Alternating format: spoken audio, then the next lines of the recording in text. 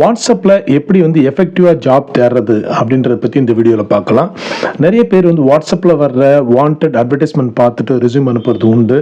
அப்படி அனுப்பும்போது என்ன செய்வாங்கன்னா, நிறைய பேர் முக்கியமாக ஃப்ரெஷர்ஸ் பண்ணுற தப்பு பார்த்தீங்கன்னா, சிம்பிளி ஐ எம் இன்ட்ரெஸ்டட் அப்படின்னு போட்டு அனுப்புவாங்க. எதுக்கு இன்ட்ரெஸ்டட் எதுன்னே தெரியாது. அந்த அந்த ஆடை வந்து ரெஃபரன்ஸ் பண்ணி போட்டிருப்பாங்க தான். பட் இருந்தாலும் இவர் என்ன, இவரோட பேக்ரவுண்ட் என்ன அப்படின்னு நமக்கு எதுவுமே தெரியாது. அந்த ஆடில் கொடுத்துருக்க விஷயங்கள்லாம் இவருக்கு மேட்ச் ஆகி தான் இவர் வந்து ஐ எம் இன்ட்ரெஸ்டட் கொடுக்குறாரு அப்படின்னு நமக்கு தெரியாது. அந்த ஆட்ல வந்து 3-4 வேகன்சிஸ் பொசிஷன்ஸ் கொடுத்துருப்பாங்க. இவர் எந்த பொசிஷனை ரெஃபர் பண்ணி ஐ எம் இன்ட்ரெஸ்டட் அப்படின்னு சொல்றாரு நமக்கு புரியாது. ஸோ இந்த மாதிரி வந்து பிளண்டா ஃப்ரெஷர்ஸ் வந்து அப்ரோச் பண்றதை ஸ்டாப் பண்ணணும். இது சரியான மெத்தட் கிடையாது.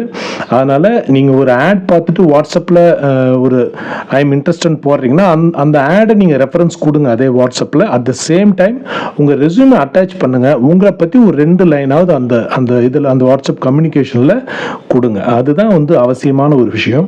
அதை தாண்டி நீங்க ஒண்ணுமே இல்லாம ஐ எம் இன்ட்ரெஸ்டட் கொடுத்தாலும் சரி, இல்ல வெறுமனே ரெஸ்யூம் மட்டும் அனுப்பினாலும் சரி, இது வந்து போஸ்ட்மேன் ஜாப் அப்படின்னு சொல்லுவாங்க. சும்மா கடமைக்காக அப்ளை பண்ற மாதிரி எடுத்துப்பாங்க. அப்போ உங்களோட ஃபர்ஸ்ட் அப்ரோச் வந்து it's a best approach. Yes boss HRD channel.